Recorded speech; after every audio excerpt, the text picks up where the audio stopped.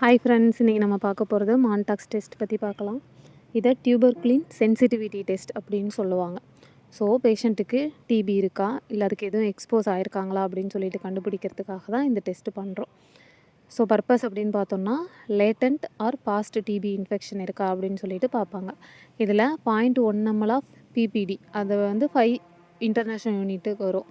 அதை இன்ட்ராடெர்மலாக 4 ஆமில் இன்ஜெக்ட் பண்ணுவோம். ஸோ அப்படி இன்ஜெக்ட் பண்ணும்போது ஒரு 6 to 10 வீல் வந்து ஃபார்ம் ஆகும் நம்ம இன்ஜெக்ட் பண்ணும்போதே. ஸோ இன்ஜெக்ட் பண்ணிவிட்டு 48 to 72 ஹவர்ஸ்க்கு அப்புறம் தான் நம்ம வந்துட்டு அதை ரீட் பண்ணணும், எப்படி ஆயிருக்கு ஸ்கின் அப்படின்னு சொல்லிட்டு. இன்டுரேஷன் தான் பார்க்கணும், ரெட்னஸ் வந்து நம்ம எடுத்துக்கக்கூடாது ரிசல்ட்டில்.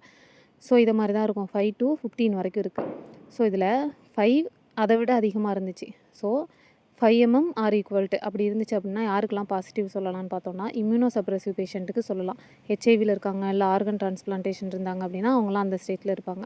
இல்லை ரீசெண்டாக இப்போ தான் டிபி இன்ஃபெக்ஷன் இருக்கிறவங்களோட வந்துட்டு கான்டாக்டில் இருந்தாங்க அப்படின்னா அவங்களுக்கு 5 அதை விட அதிகமாக இருந்தால் இப்போ பாசிட்டிவ். அதே 10 அதை விட அதிகமாக இருந்தால் இப்போ பாசிட்டிவ் அப்படின்னு பார்த்தோம்னா, ஒரு பர்சன் இருக்காங்க, அவங்களுக்கு வந்து டிஎம் இல்லை லுக்கீமியா ஐஎஸ்ஆர்டி ஏதோ வேறு கண்டிஷன் இருந்துச்சு அப்படின்னா அவங்க 10 இருந்துச்சு அதுக்கு மேலே இருந்துன்னா பாசிட்டிவ். இல்லை சில்ட்ரன் லெஸ் தென் 4 இயர்ஸுக்கு இருந்தாங்க, அப்புறம் வந்துட்டு மைக்ரோபயாலஜி லேப் பர்சன் இதெல்லாம் ட்ரீட் பண்ணுவாங்கள்ல, டிபி ஸ்பூட்டம் ஸ்மியர் அதெல்லாம் பார்க்குறாங்க அப்படின்னா அவங்களாம் 10 இருந்துச்சுனாலே பாசிட்டிவ். அடுத்து 15 அப்படின்னு பார்க்கும்போது நார்மல், எந்த ஒரு ப்ராப்ளமும் இல்லை. 15 இருந்துச்சு அப்படின்னா தான் அப்போ அவங்க டிபி பாசிட்டிவ்னு சொல்லுவோம்.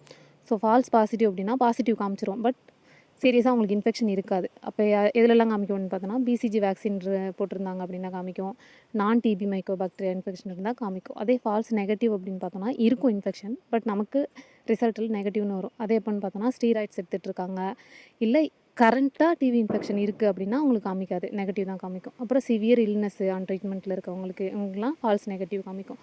கான்ட்ரா இண்டிகேஷன் அப்படின்னு பார்த்தோன்னா ஸ்கின் இன்ஃபெக்ஷன் தான் கொடுக்கக்கூடாது. ஏன்னா நம்மளே வந்துட்டு இன்ட்ராடெர்மலாக இன்ஜெக்ட் பண்ணும்போது இன்ஃபெக்ஷனை உள்ளே ஸ்ப்ரெட் பண்ணிடுவோம். ஸோ அவங்களுக்கு வந்துட்டு கான்ட்ரா இண்டிகேஷன்.